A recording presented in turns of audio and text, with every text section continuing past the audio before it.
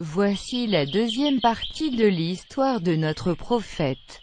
Après quel ange ait dit au prophète sur lui la paix, de lire des versets du Coran. Allah Envoya le prophète sur lui la paix, aux hommes pour les appeler à adorer exclusivement, Allah et à renoncer à adorer d'autres que lui.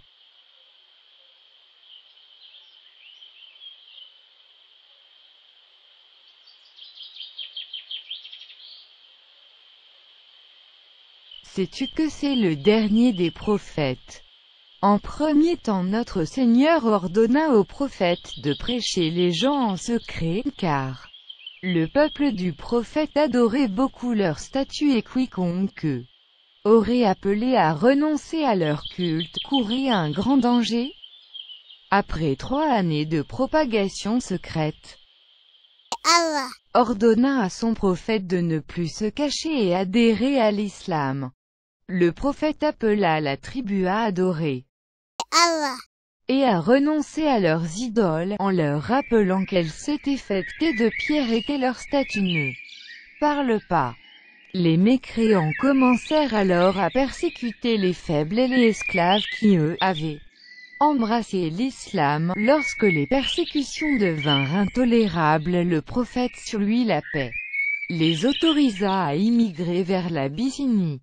10 années après le début de la mission prophétique, il, sur lui la paix, allait vivre une année de tristesse car son oncle, paternel Abu Talib, mourut suivi de Khadija, fille de Khuwaylid, qu'Allah l'agrée.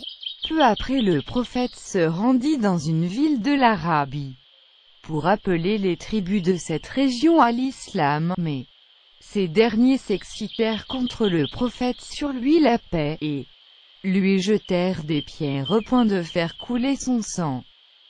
Sais-tu comment a été appelée cette année?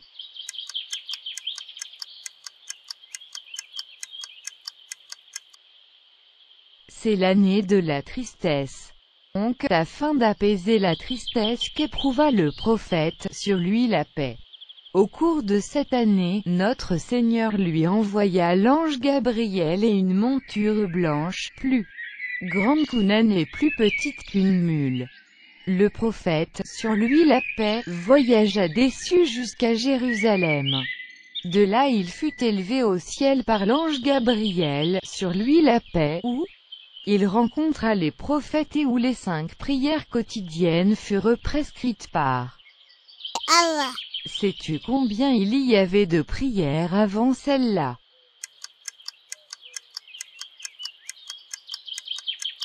Il y en avait une 50aine par jour.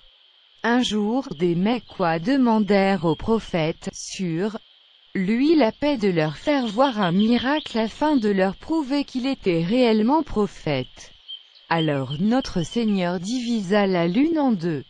Mais au lieu de croire en lui, sur lui la paix, ils le traitèrent de menteur.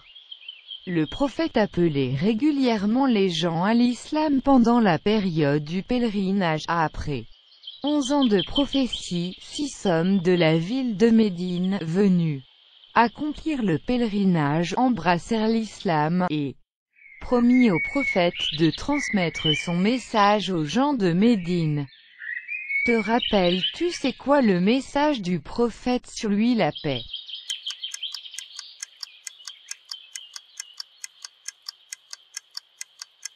Bien, c'est adorer notre Seigneur seul sans associé.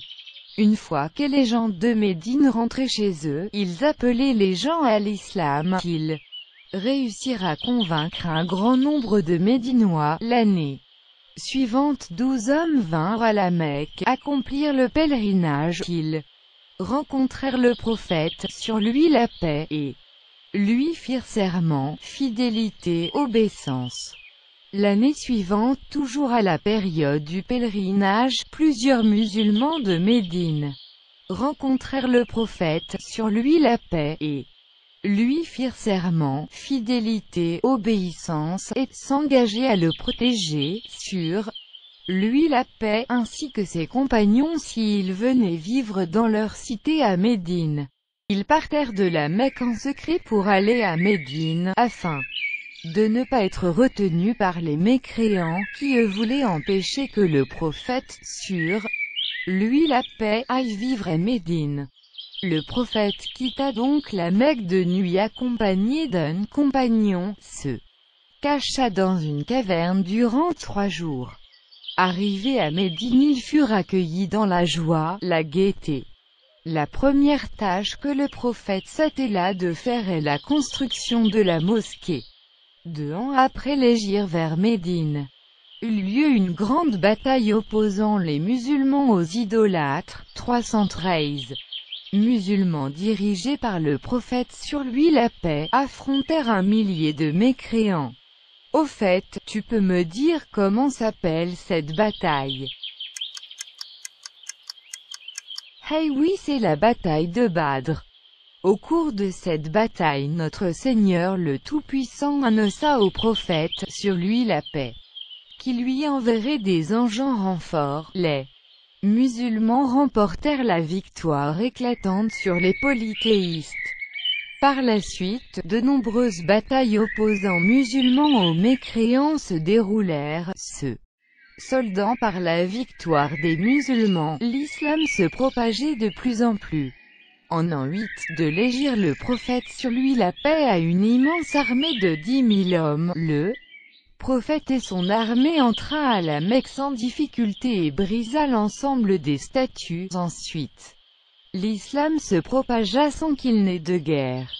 La 10e année de l'hégire, le prophète sur lui la paix effectua son pèlerinage. Il prononça un serment dans lequel il dit de s'attacher fermement au Coran et à la tradition de son messager. La 11e année de l'hégire, le prophète sur lui la paix rendit l'âme. Ce fut une immense tristesse chez les musulmans. L'histoire est finie, tu peux demander à ta maman qu'elle te raconte son histoire avec un livret. C'est jolie image.